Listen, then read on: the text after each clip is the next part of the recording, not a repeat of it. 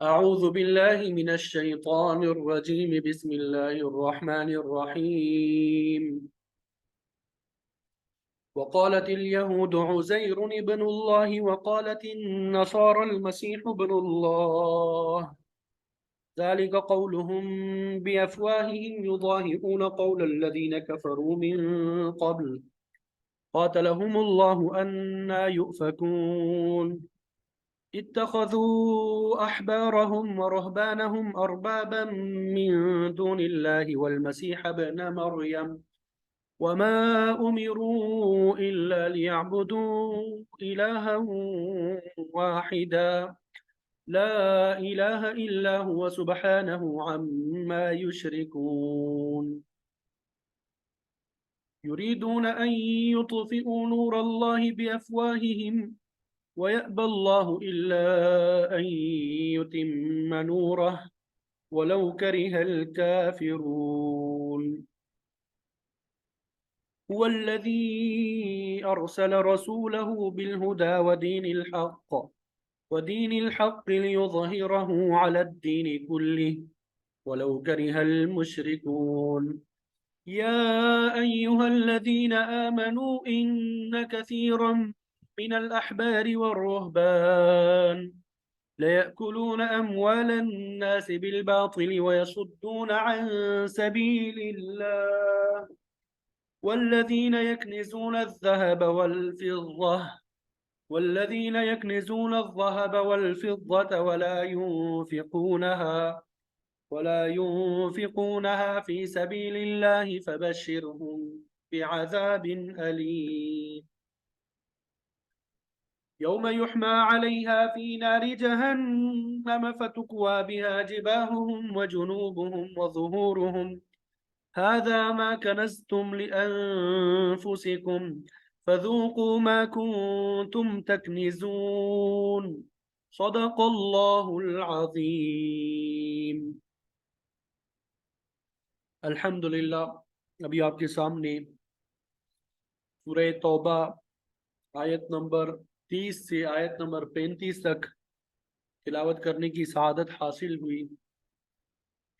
سب سے پہلے ان آیات کا ترجمہ آپ کے سامنے بیان کریں گے اور پھر اس کے بعد مفسرین نے جو تفسیر بیان کی ہے وہ آپ کے سامنے ذکر کریں گے۔ آیت نمبر 29 کا ترجمہ گزشتہ اسباق میں ہم پڑھ چکے ہیں، اس کی تفسیر جو ہے وہ آج ہم آپ کے سامنے بیان کریں گے، ٹھیک ہے؟ تو پہلی آیت جو ہے جس کا آج ہم نے ترجمہ کرنا ہے آیت نمبر 30 ہے۔ وقالت اور کہا الیہود یہودیوں نے عزیر ابن اللہ، اصل میں لفظ کیا تھا؟ عزیر ابن اللہ، ٹھیک ہے؟ پھر جب ان دونوں کو ملایا جاتا ہے تو درمیان میں جو حمزہ ہے یہ گر جاتا ہے، یہ درمیان میں جو حمزہ ہے اس کو حمزہ وصلی ہے، اس کو گرا دیا جاتا ہے۔ عزیر، یہاں پہ نون کی آواز آ رہی ہے، نون تنوین جسے کہتے ہیں، اس کو زیر لگا دیتے ہیں تو پھر ملا دیا جاتا ہے عزیر نبن اللہ، عزیر نبن اللہ، ٹھیک ہے؟ تجوید میں اجتماع ساکنین کا قاعدہ آپ نے پڑھا ہوگا، وہاں پہ یہ بیان کیا جاتا ہے کہ عزیر ابن اللہ اللہ کا بیٹا ہے، نعوذ باللہ من ذالک۔ وقالت النصارى، اور کہا نصارہ نے، عیسائیوں نے، المسیح، مسیح یعنی عیسیٰ علیہ السلام، ابن اللہ، اللہ کے بیٹے ہیں۔ ذالک، یہ جو باتیں ہیں، قولہم، ان کا کہنا، بافواہہم، اپنے منہوں سے، یعنی یہ ان کے منہ کی باتیں ہیں، یہ ان کی منہ کی بنائے ہوئے باتیں ہیں۔ یضاہئون، ضاہأ یضاہئ مضاہأۃ، ضاہأ یضاہئ مضاہأۃ، اس کا معنی ہوتا ہے مشابہت رکھنا۔ یضاہئون، وہ مشابہت رکھتے ہیں، ضاہأ یضاہئ مضاہأۃ،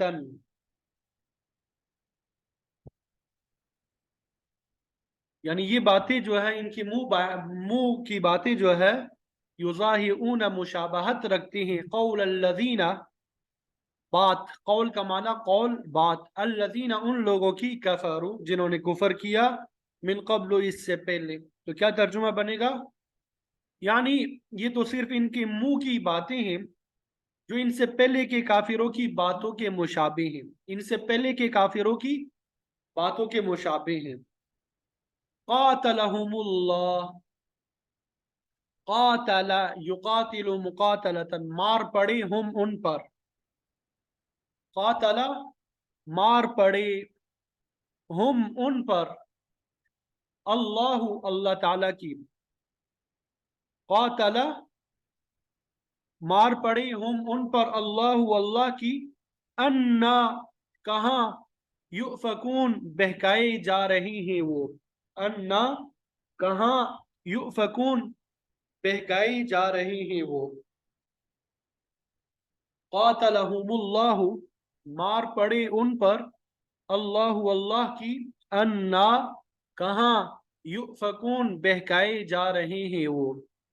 इत्तखजू उन्होंने बना लिया, इत्तखजू उन्होंने बना लिया, अहबारहुम, अहबारहुम, अहबार हिबर की जमा है, अपने अहबार यानी यहूदी उलमा, अपने यहूदी उलमा को, इत्तखजू उन्होंने बना लिया, अहबारहुम अपने उलमा को, व रुहबानहुम, रुहबान राहिब की जमा है, रुहबान राहिब की जमा है, और अपने इबादत गुजारों को, अपने राहिबों को, अरबाबन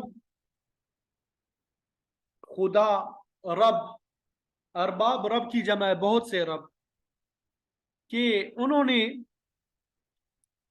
अपने उलमा और अपने राहिबों को रब बना लिया, मिन दूनिल्लाहि अल्लाह ताला के अलावा, यानी अल्लाह को छोड़कर अपने उलमा और इबादत गुजारों को उन्होंने क्या बना लिया, रब बना लिया। वल मसीह इब्न मरियम, और इसी तरह मसीह इब्न मरियम को भी, मसीह इब्न मरियम को, मसीह इब्न मरियम यानी ईसा अलैहिस्सलाम को भी उन्होंने क्या कर दिया, रब बना लिया।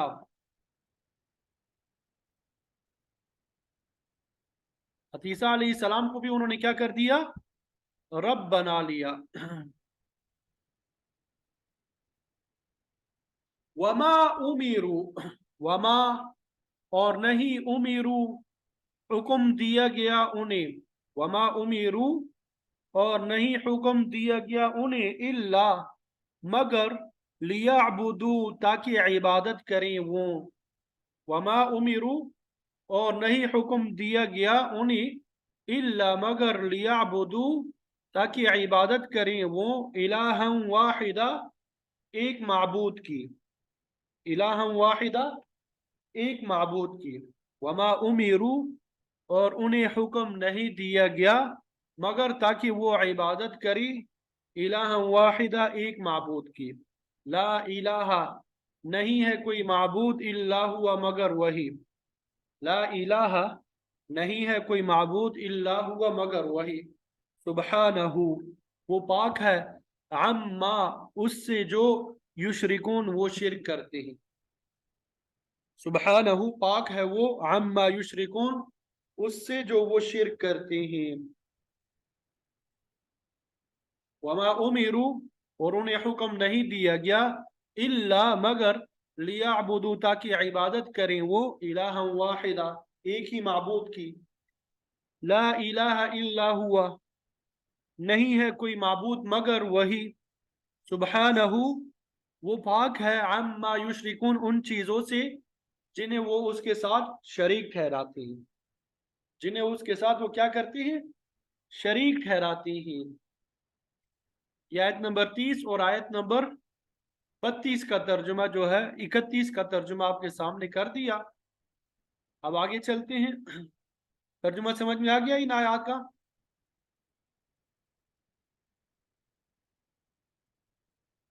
युरीदूना वो चाहते हैं, अन युत्फिऊ, युरीदूना वो चाहते हैं, अन ये के, युत्फिऊ, अत्फा युत्फिऊ, इत्फाअन का माना होता है बुझाना, वो बुझा दें, वो बुझा दें, नूर अल्लाह, अल्लाह के नूर को, नूर अल्लाह, अल्लाह के नूर को, बिअफवाहिहिम, अपने मुंहों से, अपने मुंह के फूंकों से बुझा दे। बिअफवाहिहिम, अपने मुंह से क्या मुराद, वो चाहते हैं कि अपने मुंह से अल्लाह के नूर को बुझा दे, अपने मुंह के फूंकों से अल्लाह के नूर को बुझा दे। वयअबल्लाहु, वयअबा, और इनकार करता है, अबा का माना होता है अबा यअबा, इनकार करना, वयअबा, और इनकार करता है, अल्लाह, अल्लाह ताला, इल्ला, मगर, अन युतिम्मा, ये कि पूरा करे वो, नूरहु, अपने नूर को, अन युतिम्मा, ये कि पूरा करे वो, नूरहु, अपने नूर को, वलौ करिहल काफिरून, अगरचे करिहा, नापसंद करी, अल काफिरून, कुफर करने वालों को, करिहा, नापसंद करी, कुफर करने वालों को, इल्ला, मगर, आई, ये कि युतिम्मा, पूरा करे वो, नूरहु, अपने नूर को, वलौ करिहल काफिरून, अगरचे नापसंद करे वो, कुफर करने वालों को, अगरचे नापसंद करे वो, कुफर करने वालों को।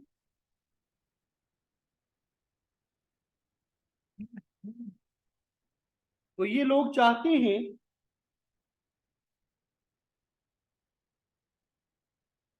ये लोग चाहते हैं कि अल्लाह के नूर को अपने मुंह के फूंकों से बुझा दें, हालांकि अल्लाह को अपने नूर की तकमील के अलावा हर बात नामंजूर है, चाहे काफिरों को ये बात कितनी बुरी लगे। हुवल्लज़ी, वही है वो जिसने अरसला, भेजा, रसूलहु, अपने पैगंबर को, बिल हुदा, हिदायत के साथ, वही अल्लाह है जिसने अपने पैगंबर को हिदायत के साथ भेजा, वदीनिल हक की, और दीन के साथ, दीन हक के साथ, बरहक दीन के साथ, लियुज़हिरहु, लियुज़हिरहु, ली का माना है ताकि, युज़हिरा, अज़हरा, युज़हिरु, इज़हारन, गालिब करना, ताकि गालिब कर दे वो उसे, लियुज़हिरहु, ताकि गालिब कर दे उसे, यानी दीन हक को गालिब कर दे, अला दीनी कुल्लिही, तमाम दीनों पर, लफ्जी तर्जुमा होगा, आला का माना होता है पर, अद्दीनी, दीन पर, कुल्लिही, सारे के सारे, ताकि उसे हर दीन पर गालिब कर दे। वलौ करिहा, अगरचे नापसंद करे, अल मुशरिकून, शिरक करने वाले, अगरचे नापसंद करे शिरक करने वाले। या अय्युहल्लज़ीना आमनू, ए ईमान वालो, इन्ना, बेशक, कसीरन, कसीरम मिनल अहबारी, बहुत सारे, मिनल अहबारी, उलमा में से, यानी यहूदी उलमा में से, और रुहबानी, और राहिबों में से, इबादत गुजारों में से, लयकुलूना, लयकुलूना, ल का माना होता है अलबत्ता, यकुलूना, खाते हैं, लयकुलूना, अलबत्ता खाते हैं, अमवालन नासी, लोगों के मालों को, लोगों के अमवाल को, बिलबातिली, नाहक तरीके से, वयसुद्दूना, और वो रोकते हैं, वयसुद्दूना, और वो रोकते हैं, अन सबीलिल्लाह, अल्लाह के रास्ते से, वयसुद्दूना, और वो रोकते हैं, अन सबीलिल्लाह, अल्लाह के रास्ते से, वल्लज़ीना, और वो लोग जो, यकनिजूना, जमा करते हैं, कंज, कंज खजाने को कहते हैं, कंज किसे कहते हैं, खजाना, ठीक है। तो कंज खजाने को क्या किया जाता है, जमा ही किया जाता है ना।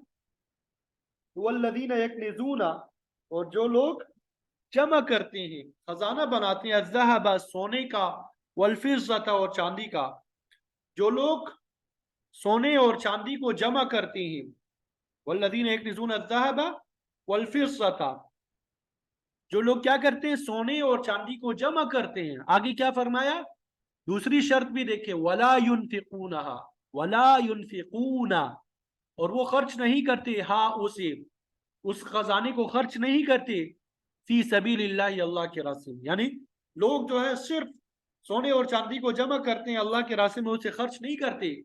فبشرہم, فبشر, تو آپ خوشخبری سنا دے ہم انہیں, یعنی آپ انہیں خبر دے, بعذاب علیم, دردناک عذاب کی, آپ انہیں دردناک عذاب کی خوشخبری سنا دیجئے, خبر دیجئے.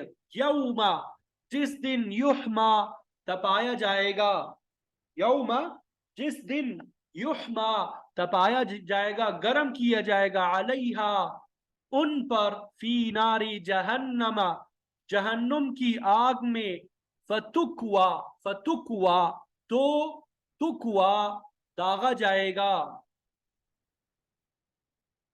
آیت نمبر 25 ہے. فتکوا, تو 25 نہیں 35, فتکوا, تو داغا جائے گا, تکوا, کوا یکوی, مکوات, مکوات استری کو کہتے ہیں, مکوات کسے کہتے ہیں عربی میں, استری کو, اسی سے ہے. فتکوا, تو داغا جائے گا, بہا, اس کے ذریعے سے, جباہہم, جباہ جبہتن کی جمع ہے, جبہہ پیشانی کو کہتے ہیں. قدوری جن لوگوں نے پڑھی ہے وہاں پہ جبہہ کا لفظ آتا ہے, ٹھیک ہے. وجہن, جبہتن, جباہہم, یہ جبہتن کی جمع ہے, ان کی پیشانیوں کو داغا جائے گا اس کے ذریعے سے. وجنوبہم, اور ان کے پہلوؤں کو. وظہورہم, اور ان کی پشتوں کو. ظہور پیٹھ کو کہتے ہیں, ظہر کی جمع ہے, پیٹھ کو بولا جاتا ہے, پشت کو بولا جاتا ہے, ٹھیک ہے.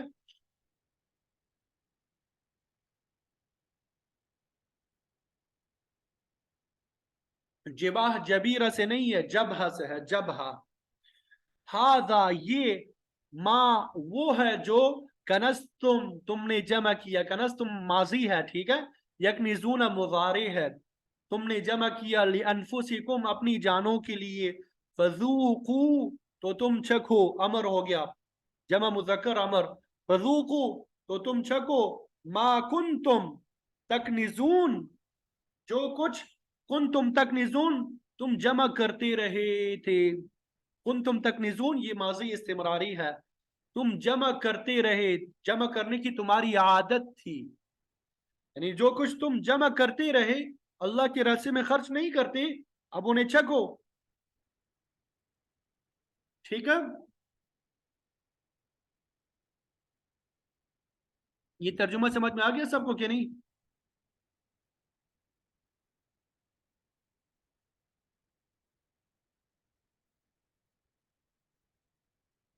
چلے الحمدللہ, اللہ تعالیٰ قبول فرمائے اور ہمیں دین کی صحیح سمجھ نصیب کرے. بعض علاقوں میں میرے خیال میں ابھی تک نیٹ جو ہے کمزور چل رہا ہے, کچھ میسیجز آئے ہوئے واٹس ایپ پہ, تو ان کی نیٹ کمزور ہے, کلاس وغیرہ میں جوائن نہیں کر پا رہے وہ. چل اللہ تعالیٰ ہم سب کے لیے آسانی کا معاملہ فرمائے. اللہ اکبر کبیرہ والحمد للہ کثیرہ.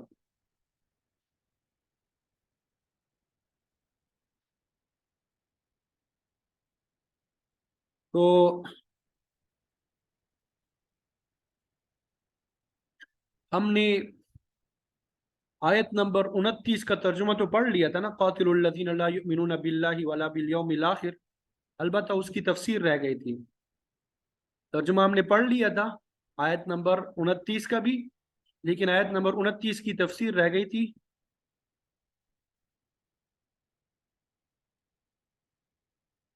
یہاں پہ پوچھا گیا ظہر کا معنی ہوتا ہے پیٹ, اور دوسرا غالب, دونوں میں فرق ہے, زمین آسمان کا فرق ہے. ظہر پیٹ کو بولتے ہیں, ظہور اس کی جمع ہے.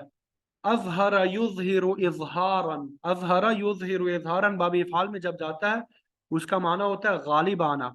جب کوئی چیز غالب آ جاتی ہے تو ظاہر ہوتی ہے, سب کو نظر آتی ہے, ٹھیک ہے. تو فرق ہے اس میں. تو آیت نمبر 29 کا کی تفسیر آپ کے سامنے بیان کرتے ہیں.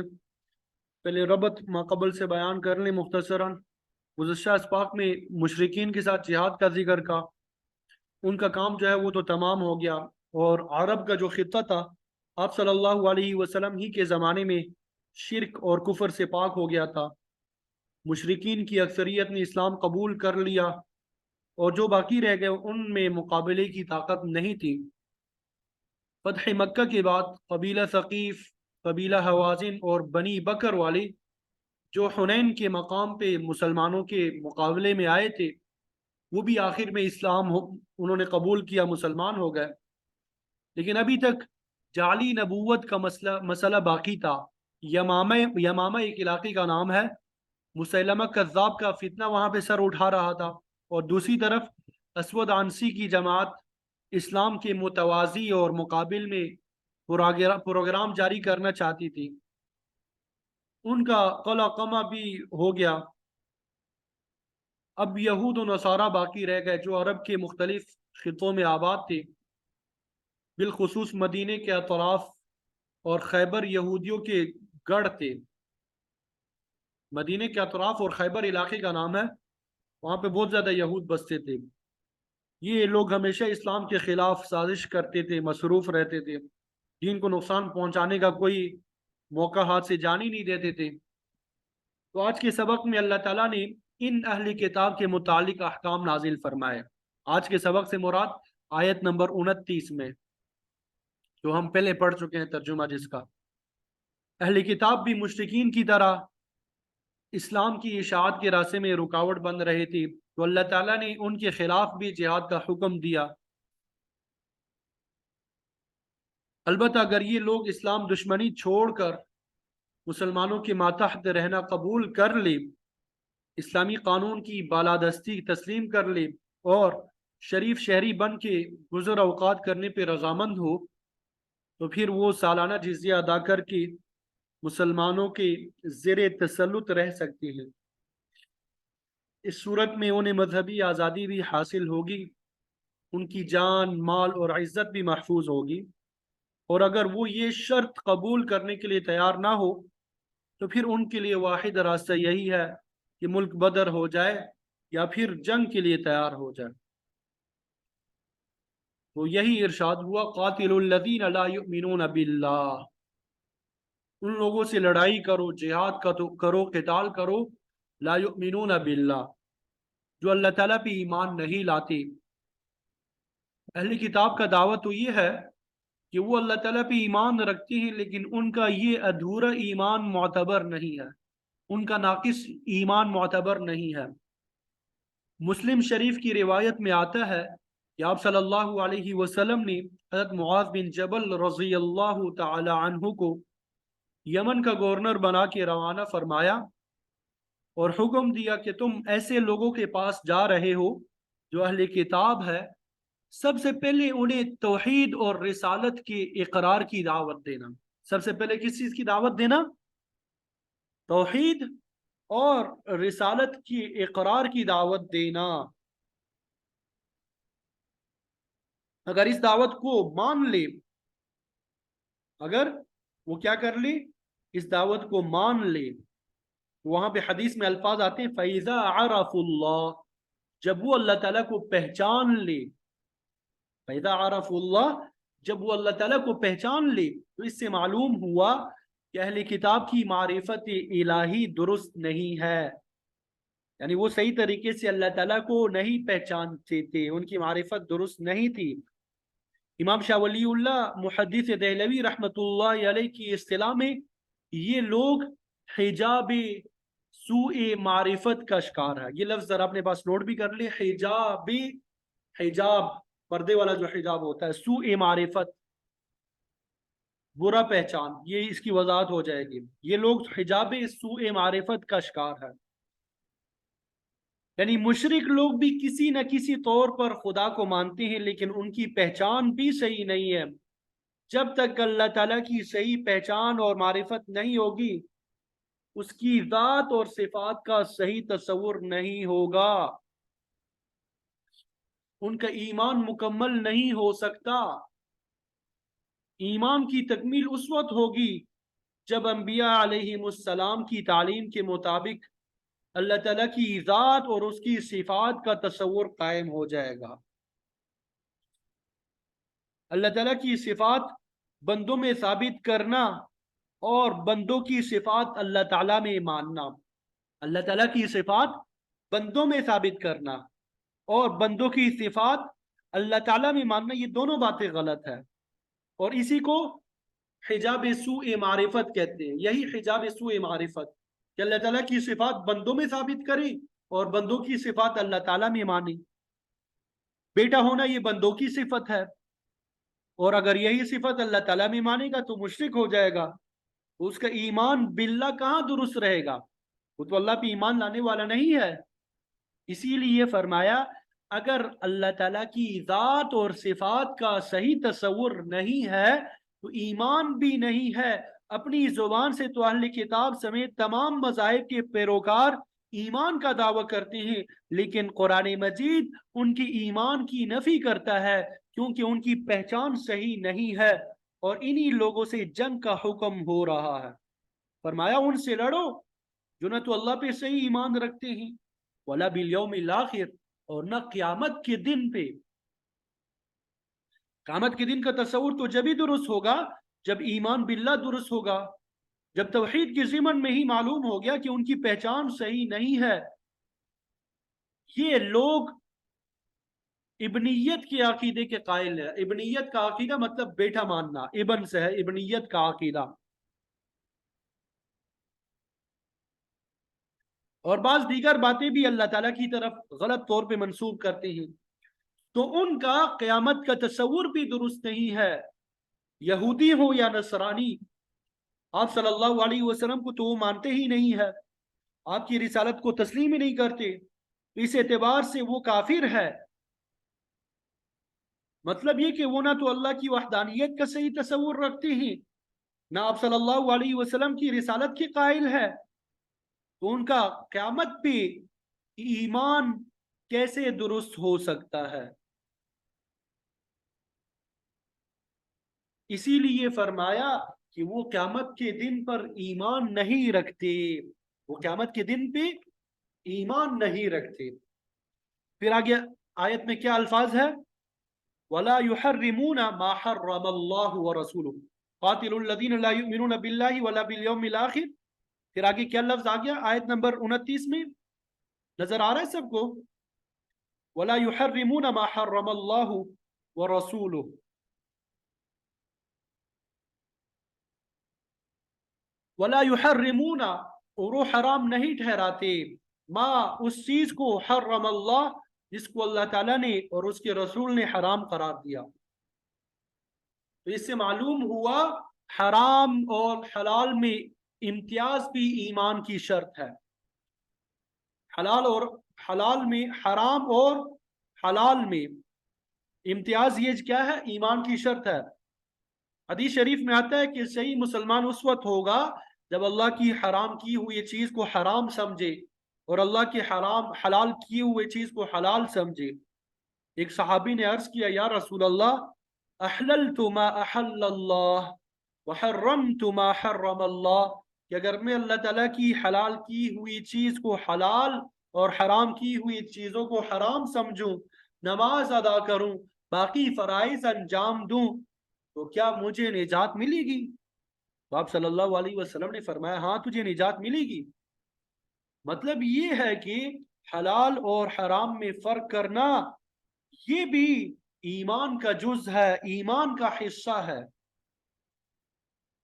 اس کے برخلاف عیسائی ایمان کا دعویٰ کرتے ہیں لیکن اللہ تعالیٰ کے حرام کیے ہوئے شراب کو حلال سمجھتے ہیں، خنزیر کو حلال سمجھ کے کھاتے ہیں، تو پھر ان کا ایمان کیسے قائم رہ سکتا ہے؟ اللہ تعالیٰ نے بعض چیزوں کی حرمت کا حکم قرآن مجید میں صراحتاً واضح الفاظ میں دیا. انما حرم علیکم المیتۃ والدم ولحم الخنزیر وما اہل به لغیر اللہ. مردار، خون، خنزیر کا گوشت اور اللہ کے نام کے علاوہ کسی اور پہ جو ذبح کیے گئے ہو، یہ قطعی طور پہ حرام ہے. اللہ کے رسول صلی اللہ علیہ وسلم نے بھی اس کی وضاحت فرما دی، لیکن اس کے باوجود جو شخص ان میں سے کسی چیز کو حلال سمجھتا ہے تو وہ مومن کیسے ہو سکتا ہے؟ اسی طرح اگر کوئی زنا کو حلال سمجھے قتل नाहक तरीके से कत्ल को हलाल समझे तो वो मोमिन कैसे हो सकता है, क्योंकि उसने अल्लाह और उसके रसूल की हिल्लत और हुर्मत में दखल अंदाजी की है। हिल्लत और हुर्मत, किसी चीज को हलाल करार देना या हुर्मत हराम करार देना, इसका कतई हुक्म अल्लाह ताला ही की तरफ से होता है। अलबत्ता अल्लाह का नबी उस हुक्म को जाहिर करने वाला होता है। इमाम शाह वलीउल्लाह मुहद्दिस देहलवी रहमतुल्लाह अलैह फरमाते हैं कि अगर अल्लाह का नबी कह दे कि फलां चीज हराम है तो ये इस बात की कतई दलील होती है कि अल्लाह ताला ने वाकई उस चीज को हराम करार दिया है। नबी वही इलाही का मुत्तबे होता है, वो अपनी तरफ से किसी चीज को हलाल या हराम नहीं ठहराता बल्कि अल्लाह का हुक्म पहुंचाता है। तो तहलील और तहरीम अल्लाह ताला की सिफत है, किसी चीज को हलाल या हराम करार देना ये किन की सिफत है? अल्लाह ताला की सिफत है। नबी उसका बयान करने वाला होता है। नबी क्या करने वाला होता है? बयान करने वाला। जिसके मुतालिक नबी कहते कि ये हराम है वो वाकई हराम होती है, उसमें कोई शुबा नहीं होता। तो फरमाया अहले किताब का ना तो ईमान बिल्ला दुरुस्त है, यानी अल्लाह पे ईमान दुरुस्त है, ना उनका क़यामत पे सही यकीन है, ना हलाल और हराम में तमीज करते हैं। तीन सिफात हो गई उनकी। वला यदीनून दीन अल हक, वला यदीनून दीन अल हक, और ना वो दीन हक की इताअत करते हैं। दीन अल हक, दीन हक, और वो दीन हक की इताअत नहीं करते। जो दीन हक को तस्लीम नहीं करता उसके खिलाफ भी जिहाद किया जाएगा। पहले भी गुजर चुका है कि अइम्मे कुफर सच्चे दीन को तस्लीम नहीं करते। कुफर के जो सरदार है, लीडर है, वो सच्चे दीन को तस्लीम नहीं करते बल्कि उसकी मुखालफत करते हैं, तो उनके खिलाफ जिहाद लाजिम हो जाएगा। यहूद और नसारा भी इसी बीमारी में मुब्तला थे, लिहाजा उनके खिलाफ भी जंग करने का हुक्म दे दिया गया। दुनिया के दीगर बहुत से मज़ाहिब का भी यही हाल है। रूसी भी अल्लाह के दीन को पसंद नहीं करते बल्कि उसे रजात पसंदाना दीन कहते हैं। चीनी हो, जापानी हो, अमरीकी हो या जर्मन, कोई भी हक को कबूल करने के लिए तैयार नहीं है। लिहाजा इनके साथ मुसलमानों का दोस्ताना ताल्लुक नहीं हो सकता। अगर मुसलमान उनकी तरफ हाथ बढ़ाएंगे तो नुकसान उठाएंगे, लिहाजा इनके साथ जब भी होगी जंग होगी।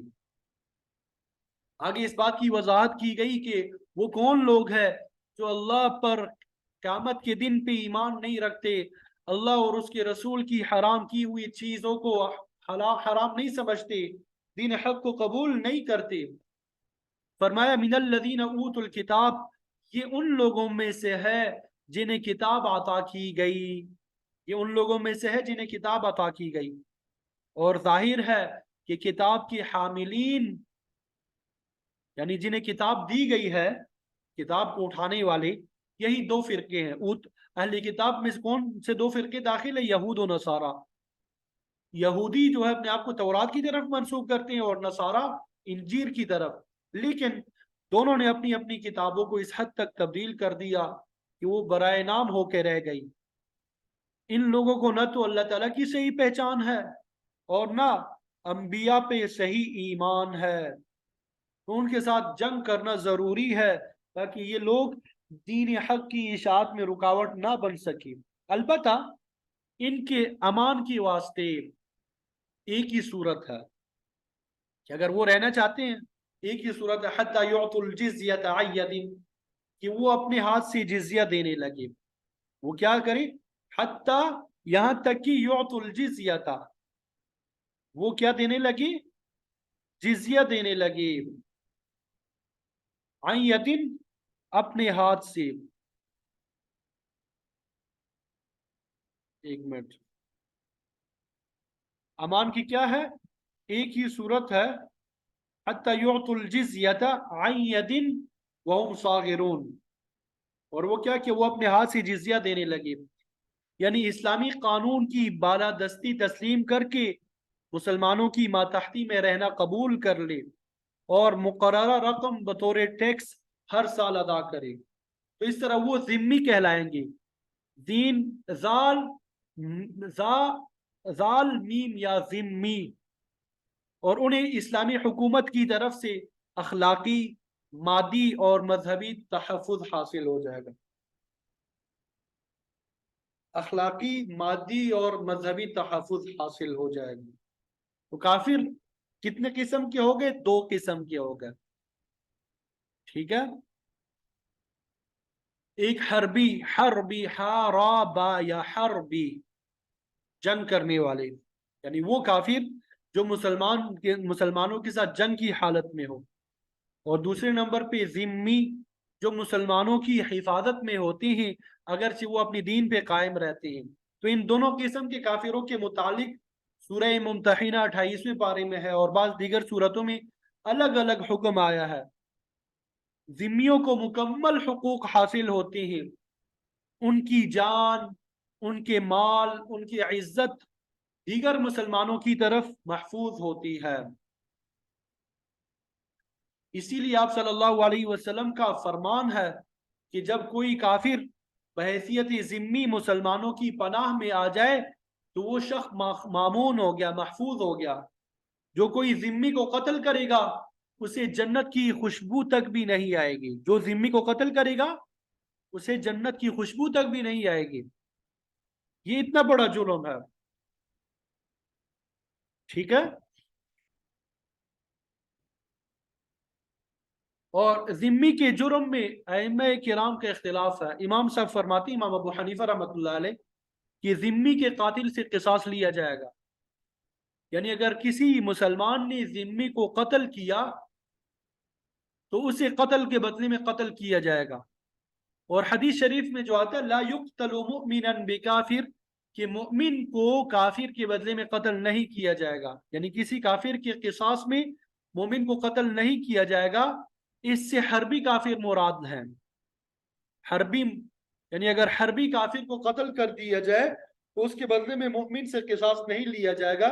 البتہ اگر کوئی ذمی کافر کو مارا جائے گا تو اس کا اسی طرح قصاص لیا جائے گا جس طرح کسی مومن کے قتل کا لیا جاتا ہے، کیونکہ جس طرح ایمان لانے کے بعد کسی مومن کا مال، جان اور آبرو محفوظ ہو جاتی ہے، اسی طرح ماتحتی میں آنے والے ذمی کو بھی امان حاصل ہوتی ہے۔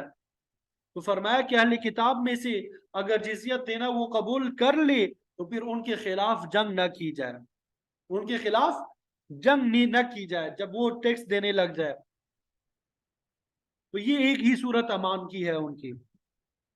تو اسلام کے قانون جزیہ پہ غیر مسلم اقوام نے بڑے اعتراضات کیے، انگریز ہے، یہودی ہے، ہندو ہے، ان سب نے اس مسئلے کو بہت اچھالا ہے۔ جس طرح ان بدبختوں نے تعدد ازواج، آپ صلی اللہ علیہ وسلم نے متعدد خواتین سے جو نکاح فرمایا اس کو بھی تخت مشق بنایا تھا، اسی طرح یہ مسئلہ بھی بنا، لیکن یہ اعتراض برائے اعتراض ہے۔ تعدد ازواج کے متعلق تو یہود، نصارہ اور ہنود نے بڑی گندے باتیں لکھی ہے، یہاں تک کہ بعض بدبخت ہندوؤں نے رنگیلا رسول نامی کتاب بھی لکھی اور مسلمانوں کی غیرت کو چیلنج کیا تھا۔ اس بدبخت نے آپ صلی اللہ علیہ وسلم کی ذات پہ بھی حملے کیے تھے۔ تو اس کا نتیجہ یہ ہوا کہ غازی علم الدین شہید رحمۃ اللہ علیہ نے راجپال بدبخت کو جہنم واصل کر دیا۔ تو عیسائی اور یہودی معترضین کا حال یہ ہے کہ یہ لوگ 100 عورتوں سے زنا کرنے والے شخص پہ تو اعتراض نہیں کرتے، لیکن 2 بیویوں سے نکاح کرنے والا ان کے لیے قابل اعتراض ہوتا ہے۔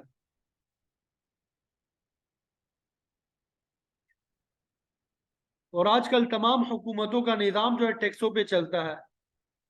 بعض ممالک میں تو کل آمدنی کا 2/3 ٹیکسوں میں چلا جاتا ہے۔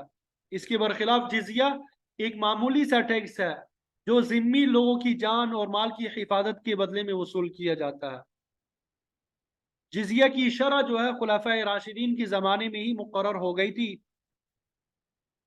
اور یہ ٹیکس ہر کمانے والے آدمی سے وصول کیا جاتا تھا، جو بھی کماتا تھا، کمائی کرتا تھا۔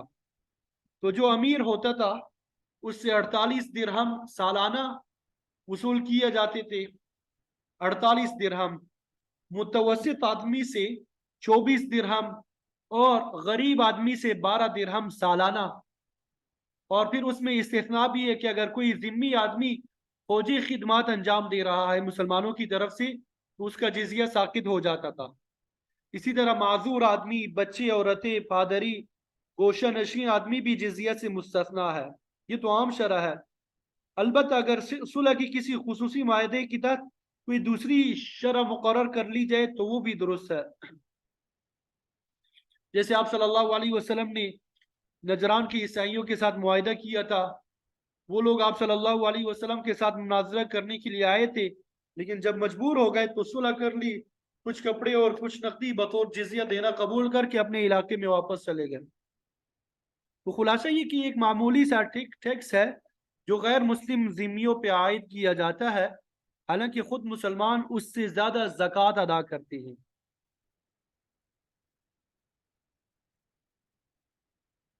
سوال یہ پیدا ہوتا ہے کہ جزیہ صرف اہل کتاب ہی سے واجب الادا ہوتا ہے یا دیگر کفار سے بھی لیا جاتا ہے؟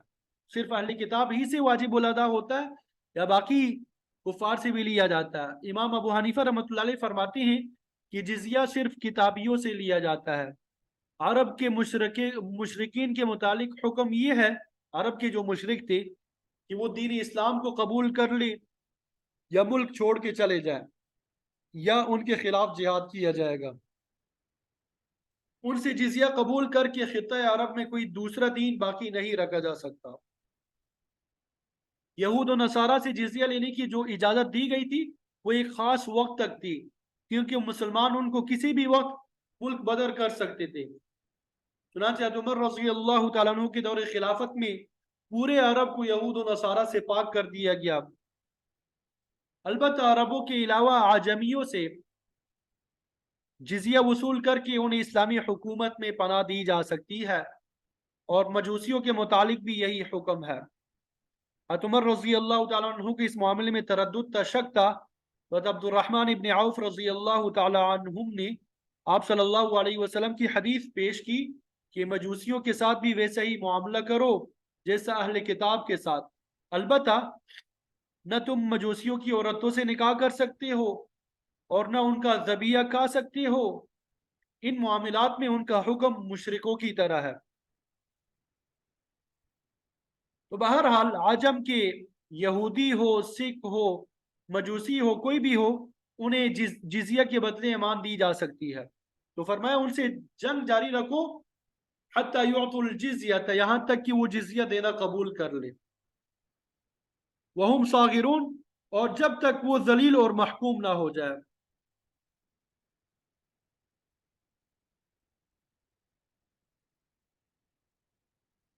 فقہاء کرام فرماتے ہیں عیدین سے مراد یہی ہے کہ ذمی لوگ خود حاضر ہو کے جزیہ جمع کرائے، کسی دوسرے آدمی کے ہاتھ بھیجنے کی اجازت نہیں ہے. ٹھیک ہے، یہ ان کی ذلت کی نشانی ہے. بعض کہتے ہیں کہ ہر ذمی کے لیے کوئی ظاہر نشانی مقرر کر دینی چاہیے جس کے ذریعے وہ دور سے ہی پہچانا جائے کہ یہ ذمی آدمی ہے. البتہ اس آیت کے مطابق ان کا خود اپنے ہاتھ سے جزیہ ادا کرنا ہی ان کے لیے کافی تذلیل کا باعث ہے. پھر آگے اہل کتاب کے باطل عقائد اور ان کی خرابیوں کا ذکر آ رہا ہے. اگرچہ عقیدے کے اعتبار سے یہ اہل کتاب جو ہے یہ بھی مشرکوں کی طرح ہے، لیکن انہیں کچھ رعایات حاصل ہے.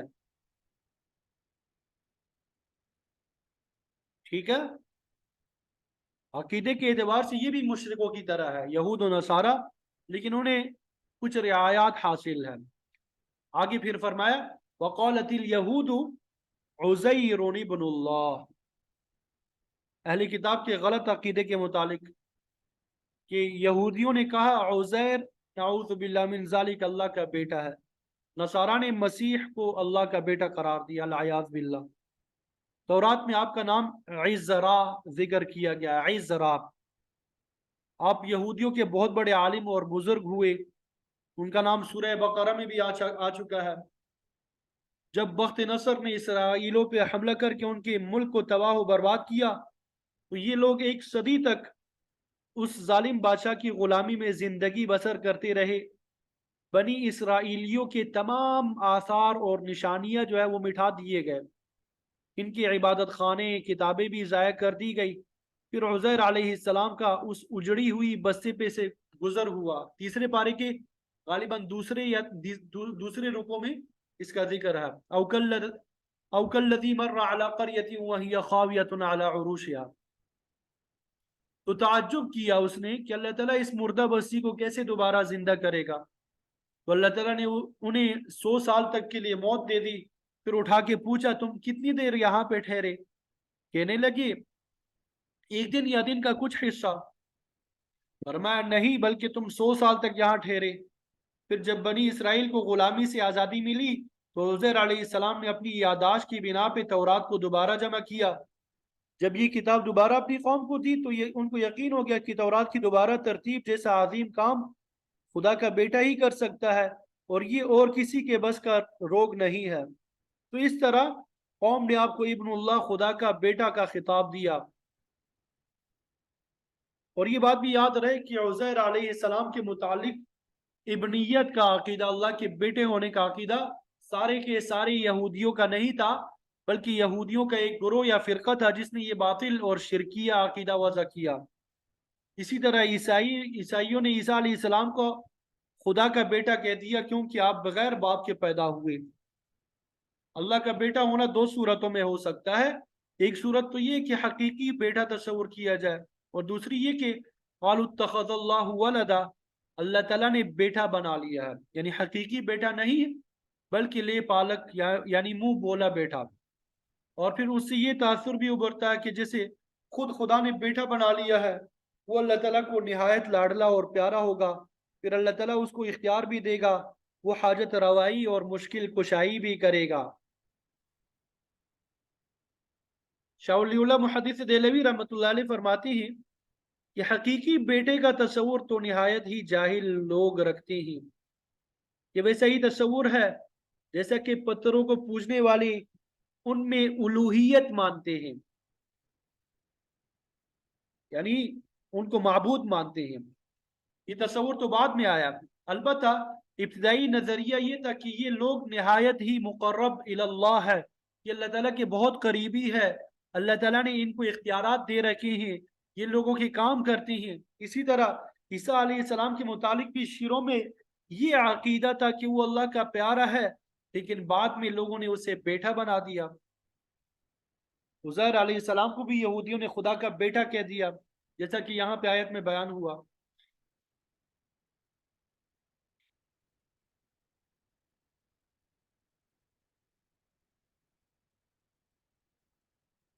حضرت مولانا قاسم نانوتوی صاحب رحمۃ اللہ علیہ کے ایک مرید حاجی امیر شاہ خان مرحوم بڑے نیک آدمی تھے، انہوں نے شاہ اسحاق رحمۃ اللہ علیہ کو دیکھا تھا۔ آپ نے اپنی کتاب امیر الروایات میں بعض بزرگوں کے متعلق کچھ مستند مشاہدات بیان کیے جسے حضرت تھانوی صاحب رحمۃ اللہ علیہ نے مرتب کیا۔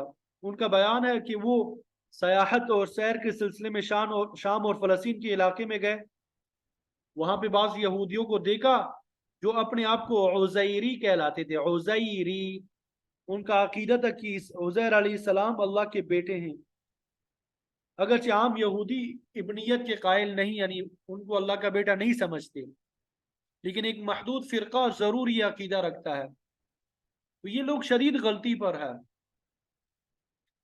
امام شاہ ولی اللہ محدث دہلوی رحمۃ اللہ علیہ فرماتی ہیں کہ حجاب سوئے معرفت دو وجہ سے واقع ہوتا ہے۔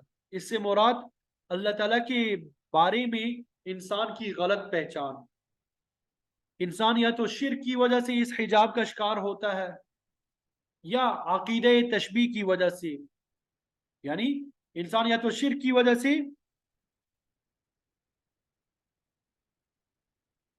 اس حجاب کا شکار ہوتا ہے یا عقیدہ تشبیہ کی وجہ سے۔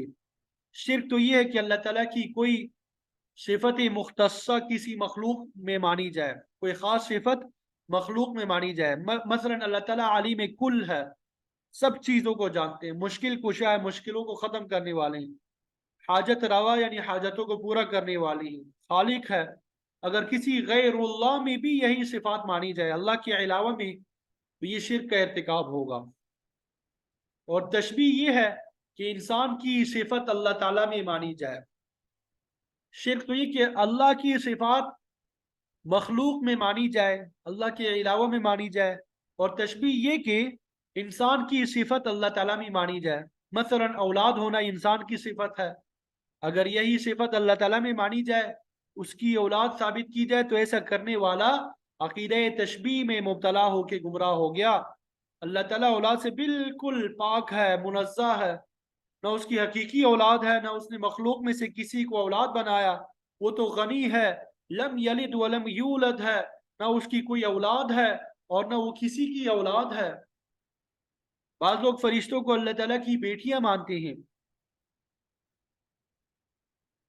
یہ باطل تصور قدیم مصر، یونان، بابل اور روما میں بھی پایا جاتا تھا.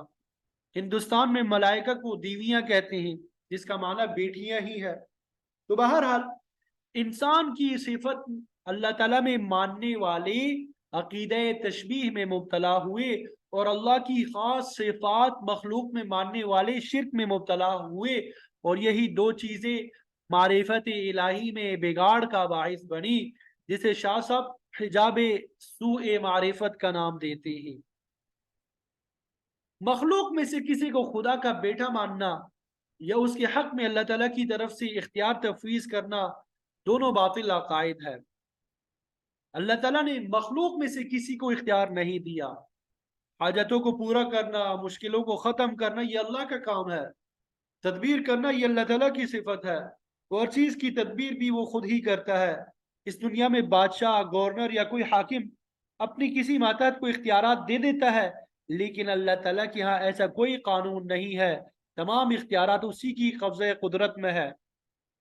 وہاں تو قریبی ملائکہ جو ہے، ملائکہ مقربین بھی بے بس ہے. ما کان لہم الخیارہ، ان کو بھی کوئی اختیار نہیں ہے. یفعلون ما یؤمرون، وہ تو اللہ تعالیٰ کے حکم کے تابع ہیں، اس کے حکم کی تعمیل کرتے ہیں.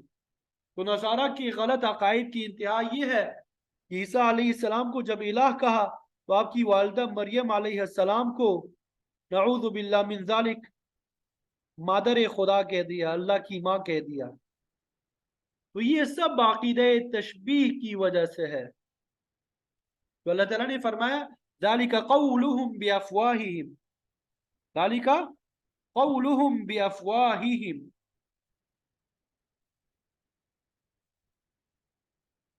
یہ ان کی منہ کی باتیں ہیں، ان کی منہ کی بنائی ہوئی باتیں ہیں. یظاہرون قول الذین کفروا من قبل، یہ ان لوگوں کی بات کے ساتھ مشابہت ہے جنہوں نے کفر کیا اس سے پہلے. مطلب یہ کہ اہل کتاب کا یہ عقیدہ پرانے کافروں کے عقیدے کے ساتھ ملتا جلتا ہے. پہلے ادوار میں بڑی بڑی قدیم تہذیبیں گزری ہے، ان میں مصری بڑے بڑے یعنی قبائل اور قومیں جو ہے وہ گزر چکے ہیں، ان کے بھی یہی عقائد تھے جو نزول قرآن کے زمانے کی یہودیوں اور عیسائیوں کے تھے. اسی لیے فرمایا پرانے کافر اور اہل کتاب بدع عقیدگی میں قدر مشترک رکھتے ہیں. قاتلہم اللہ، اللہ انہیں تباہ و برباد کرے. انا یؤفکون، یہ کدھر پھرے جا رہے ہیں. نور ہدایت، ایمان اور توحید کے آنے کے بعد بھی یہ ایسی ایسی شرکیہ اور کفریہ باتوں میں ملوث ہے. اللہ ان کو ہلاک کرے، اور یہ سیدھے راستے سے دور ہٹائے جا رہے ہیں. تو فرمایا اہل کتاب کی خرابی تو یہ ہے کہ یہ عقیدہ تشبیہ میں مبتلا ہو گئے. عقیدہ تشبیہ کے بارے میں بتایا کہ انسان کی صفات جو ہے اللہ تعالیٰ میں ماننا. دوسری خرابی ان کی یہ ہے اتخذوا احبارہم و رہبانہم اربابا من دون اللہ، انہوں نے اپنے علماء اور درویشوں کو اللہ کے علاوہ رب بنا لیا ہے. والمسیح ابن مریم، مسیح ابن مریم کو بھی کبھی انہیں الہ کہا، کبھی ابن الہ کہہ دیا. ان میں اللہ کے اختیارات کو تسلیم کیا، اور اس طرح اللہ کے علاوہ دوسروں کو رب بنا لیا. غیر اللہ کو حاجت روا اور مشکل کشا سمجھنے لگے. انہی کی حلال و حرام کیے ہوئے اشیاء کو اللہ کا فیصلہ ماننے لگے. حاتم طائی جو ہے بڑا مشہور آدمی گزرا ہے، ان کی سخاوت دنیا میں بر میں مشہور تھی. عیسائی مذہب رکھتا تھا. اس کے بیٹے عدی اور بیٹی نے آپ صلی اللہ علیہ وسلم کا زمانہ پایا ہے. ابتدا میں اسلام کے خلاف تھا، جنگ میں بھی حصہ لیا، لیکن آخر میں اللہ تعالیٰ نے ہدایت عطا فرمائی، خود چل کے آپ کی خدمت میں حاضر ہوا۔ ترمذی شریف کی روایت میں آتا ہے کہ جب عادی دربار نبوت میں حاضر ہوا تو اس کے گلے میں سونے کا صلیب لٹک رہا تھا۔ آپ نے فرمایا القی عنک ھذا الوثن، اس بت کو اپنی گردن سے اتار پھینکو۔ عادی نے وہ صلیب فوراً اتار پھینکی۔ تو صنم صاد نون میم اس بت کو کہتی ہے جو کسی شکل و صورت پہ بنایا گیا ہو۔ وثن واو ثانون گڑے ہوئے بت کو کہتی ہیں۔ تو بہرحال یعنی وہ بت جس کو ابھی تک صحیح طریقے سے بنایا نہ گیا ہو، تو آپ نے وہ صلیب گلے سے اتروا دی اور یہی آیت پڑھی اتخذوا احبارهم ورهبانهم اربابا من دون اللہ، یعنی یہودیوں اور نصارہ نے اپنے عالموں اور درویشوں کو جو ہے رب بنا لیا ہے۔ تو اس پر عادی نے عرض کیا یا رسول اللہ ہم تو ان کی عبادت نہیں کرتے اور نہ ان کو رب بناتے ہیں۔ آپ نے فرمایا کیا تم ان عالموں اور پیروں کے حلال کیے ہوئے کو حلال اور حرام کیے ہوئے کو حرام نہیں سمجھتے؟ کہا ایسا تو ہے۔ فرمایا یہی رب بنانا ہے، صرف سجدہ اور عبادت کرنے سے کوئی رب نہیں بنتا، بلکہ اگر اللہ کے علاوہ میں تحلیل اور تحریم کا اختیار مان لیا جائے تو یہ بھی رب بنانے کے مترادف ہے۔ کیونکہ آپ کو بتا چکے ہیں کہ کسی چیز کو حلال یا حرام ٹھہرانے کا مکمل اختیار اللہ تعالیٰ کے پاس ہے۔ اگر ایسا کوئی فعل نبی کی طرف منسوب کیا جائے تو اس کا مطلب یہ ہوتا ہے کہ یہ چیز قطعی طور پہ حلال یا حرام ہے، اور نبی اس حلت اور حرمت کو ظاہر کرنے والا ہے۔ کسی عالم یا درویش کے اختیار میں حلت اور حرمت قطعا نہیں ہے۔ شاہ عبد القادر محدث دہلوی رحمۃ اللہ علیہ لکھتے ہیں کہ عالم کا قول عوام کے لیے سند کی حیثیت رکھتا ہے، بشرط کہ وہ شریعت کو سمجھتا ہو اور شرع سے سمجھ کر کہا گیا ہو۔ اگر وہ قول قرآن اور سنت کی بجائے خود اپنی طرف سے بنا کر کہا جائے تو وہ سند نہیں ہوگا۔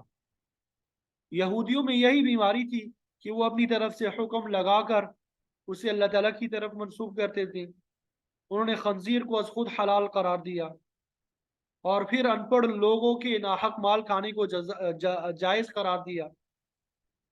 کہتے تھے لیسا علینا فی الامیین سبیل، کہ ہمارے لیے امیوں کا، ان پڑھ جاہلوں کا مال کھانا جائز ہے۔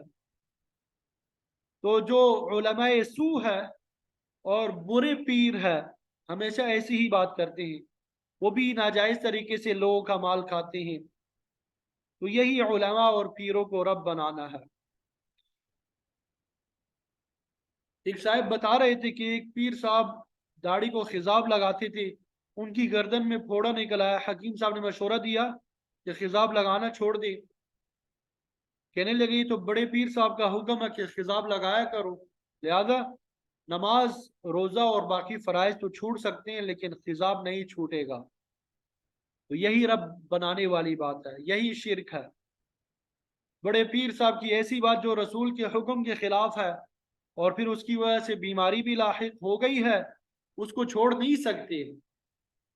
تو علماء سو اور پیران سو کا یہی کام ہے۔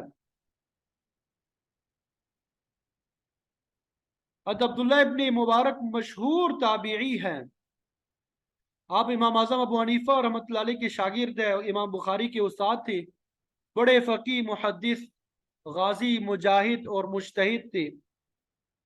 آپ کا یہ مصرع بڑا مشہور ہے، وَهَلْ أَفْسَدَ الدِّينَ إِلَّا الْمُلُوكُ وَأَحْبَارُ سُوءٍ وَرُهْبَانُهُمْ، کہ دین کو بگاڑنے والے یا تو بادشاہ ہے جو اپنی طاقت، مال و دولت کے بل بوتے پہ دین کو اپنی مرضی کا بناتے ہیں، یا پھر برے عالم اور برے درویش ہے جنہوں نے دین میں بگاڑ پیدا کیا ہے۔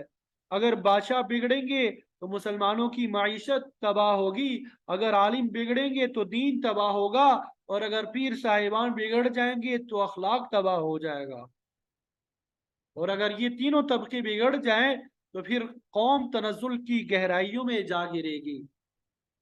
تو یہ بگاڑ ہماری امت میں آ چکا ہے۔ مسلمانوں کے اکثر فتنے ان تینوں گروہوں کے پیدا کیے ہوئے ہیں۔ اللہ تعالی ہماری حفاظت فرمائے۔ حضرت مجدد الفسانی رحمۃ اللہ علیہ فرماتی ہیں کہ علماء سو دین کے چور ہے، بلکہ ڈاکوؤں سے بھی بڑھ کے مضر ہے، کیونکہ لوگ انہیں نیک اور بزرگ سمجھتے ہیں لیکن یہ دین کی بجائے اپنی بات چلاتے ہیں، انہوں نے اپنی شریعت بنائی ہوئی ہے، حالانکہ حقیقت تو یہ ہے وما امروا الا ليعبدوا وما امروا الا ليعبدوا الها واحدا، کہ انہیں تو صرف یہ حکم دیا گیا کہ صرف ایک معبود کی عبادت کرے۔ وہ کیا کری؟ صرف ایک معبود کی عبادت کرے، عبادت کے لائق سوائے ایک اللہ کے اور کوئی نہیں ہے، لیکن لوگوں نے علماء اور درویشوں کو رب بنا لیا ہے، اب حرام حلال کی فتوی یہ لگا رہے ہیں۔ فرمایا لا الہ الا ہو، اس کے علاوہ کوئی الہ نہیں ہے، اس کے علاوہ کوئی معبود برحق نہیں ہے، کوئی قادر مطلق اور علیم کل نہیں ہے، حاضر و ناظر اور مختار صرف اللہ تعالیٰ کی ذات ہے۔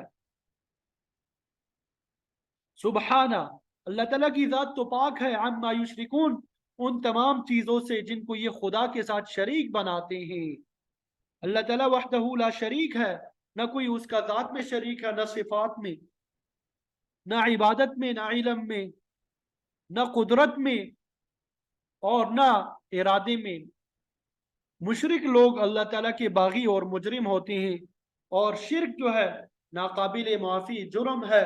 اگر کوئی شخص کوئی آدمی زندگی میں توبہ نہیں کر سکا تو پھر اس کی بخشش کی کوئی صورت باقی نہیں رہ جاتی۔ بات سمجھ آ گئی؟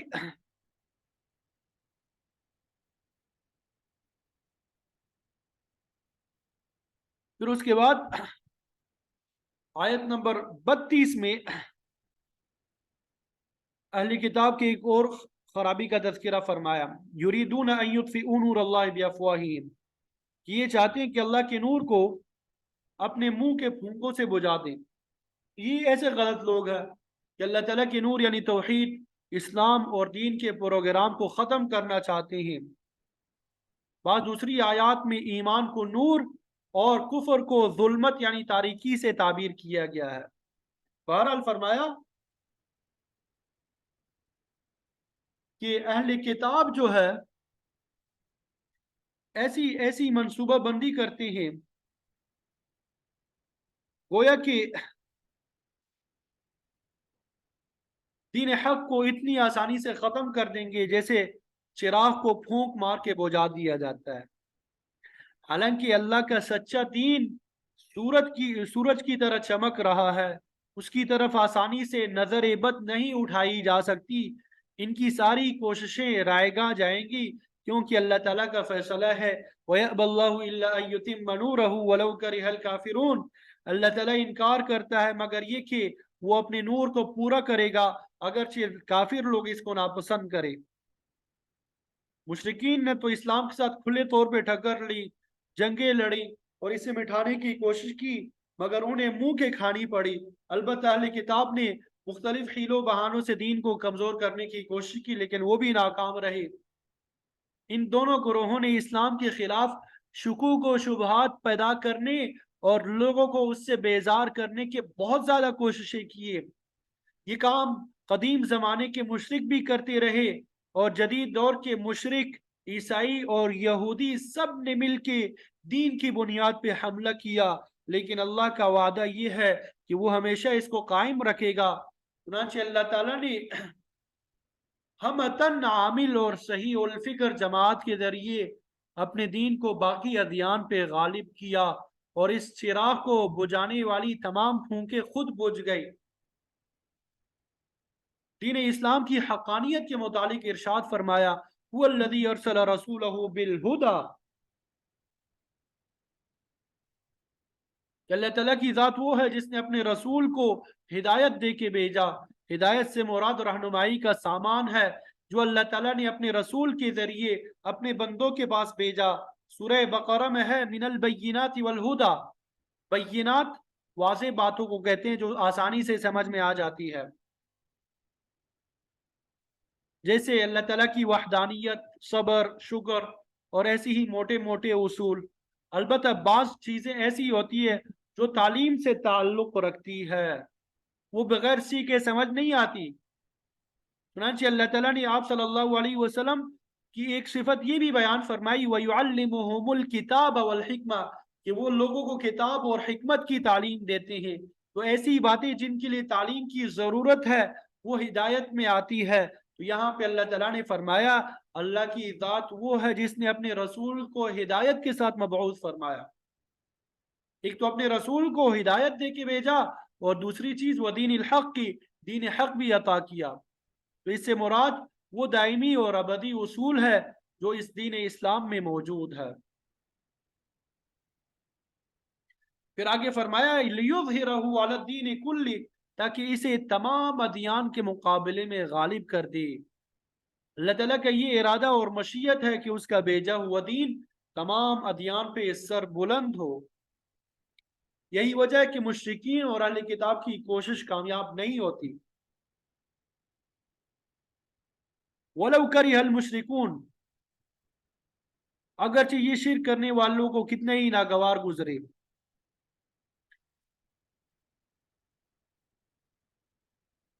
मुफस्सिरीन फरमाते हैं कि गलबा दो किस्म का होता है,